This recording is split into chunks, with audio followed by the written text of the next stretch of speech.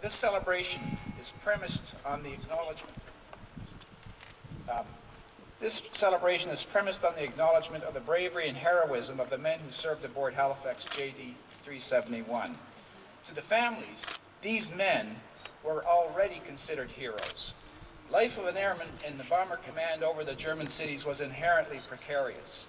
The extremes of relative tranquility during the days and confrontation of mass destruction during every sortie and mission, while the RAF took the front line of war to the German cities at night.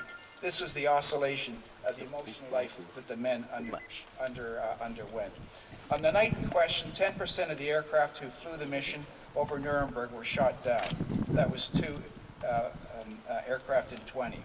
The survival of airmen was precarious, the more so, the more the number of sorties and missions they undertook. Some 55,573 airmen lost their lives in the campaign. The research by Marc Lambotte, Andre Nicholas, Eric Demotti, Christophe Mathy made the record of heroism that we already feel even more poignant as the aircrew managed to avoid crashing into civilian housing as their aircraft lost elevation, thereby saving lives of people on the ground. This synergy between what the families already experienced and then what our research group has produced by way of their work on the archival materials made this event highly, highly attractive to us, and we've had a large turnout from the Brannigan clan.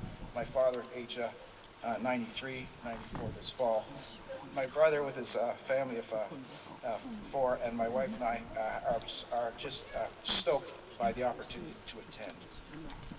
5 of the airmen paid the supreme sacrifice for that night.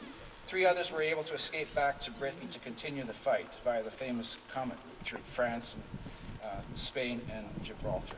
And the result, we know, the destruction of tyranny in Europe. Also, during the reconstruction of Germany, an arch enemy became a staunch ally.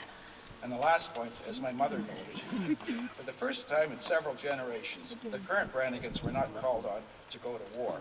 So for this, we're indebted to the aircrew of Halifax 371 and for all the other Allied troops who served during the war.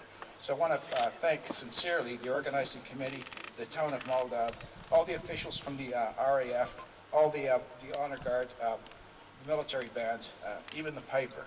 There's always a danger in inviting a piper. In these circumstances, they create such emotions that you're allowed to restart hostilities, but that hasn't happened. And also, I'd like to thank the families for attending. This has really made this very meaningful for us. Thanks a million.